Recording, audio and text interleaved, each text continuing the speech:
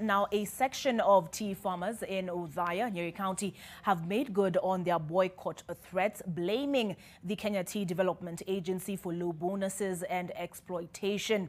Among their demands is for the agency to do away with the court cases that it filed to block the implementation of the tea regulations and resignation of the KTDA chairperson, Peter Kanyago. Now, this follows reports that he owns a tea brokerage farm.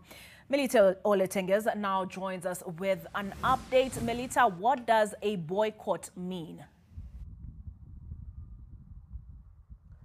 Yes, indeed. A boycott for the tea industry means that the government will lose a lot of revenue. Only remember, it's just a few weeks since the farmers, the KTDA announced the bonuses that the farmers are going to be receiving for the tea collection period of 2019-2020, and the highest was about 30 shillings and the lowest at about 9 shillings. But only if there have been challenges in the tea sector. Remember, the farmers have not been agreeing with the Kenya Tea Development Agency, that is KTDA, on a number of issues.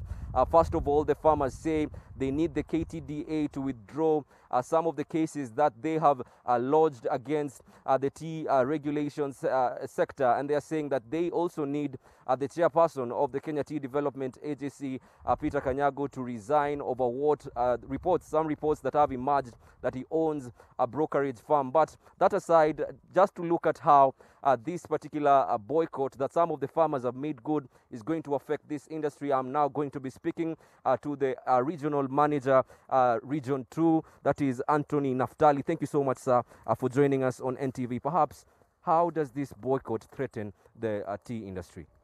Okay, thank you very much. First and foremost, this boycott is not in all the factories. It is mainly in two of our factories, that is Gituge and Iriaini, but not wholly the entire factories. Just a few farmers are not plucking. Our factories are open, our buying centers are open, and we are able to collect leaf from those farmers who are able to pluck the leaf. Of course, for those farmers who are not able to pluck the leaf, they'll incur losses in terms of what the opportunity they lose of not delivering this leaf to the factory. At the same time, when the leaf or bushes are left unplucked for some time, there are imminent losses because, of course, the leaf will often grow out in the farms.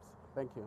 And perhaps the farmers are complaining about the bonuses that they have received 2019-2020. Perhaps is KTDA able to actually meet the demands of these farmers? They say they want more money for the leaf that they are picking. Well, indeed, the rates that you have paid our farmers have gone down slightly. But then, due to the increased volumes in green leaf production this year, where the crop went up by almost 30%, of course, what is going to the farmer's pocket is much higher than we saw go to the farmer's pocket same time previous year.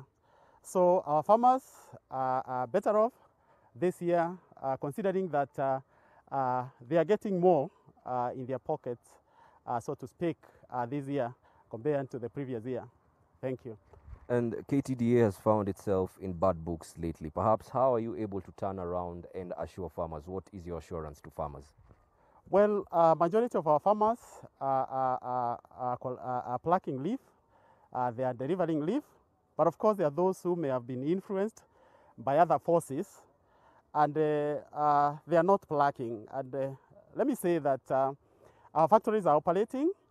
Our farmers are plucking, majority of the farmers are plucking, but those who are not plucking, it's an appeal to them that they need to continue plucking so that they don't lose the opportunity to get money when we finally pay our growers at the end of the month and also at the end of the financial year.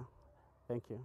Thank you so much. That has been Anthony Naftali, the regional manager, Region 2, speaking to us from Udhaya. Just mentioning a few things, assuring farmers KTDA is actually invested in ensuring that farmers get the value they deserve for the crop they pluck all year round. Remember, there has been challenges in the tea sector, and of course, the Council of Governors has had a say in this, and also the task force that is concerned with ensuring that everything is in the tea sector is aligned has also had a say in this, and we will be letting our viewers know everything that is in this story in our later on bulletins. But for now, over to you in studio.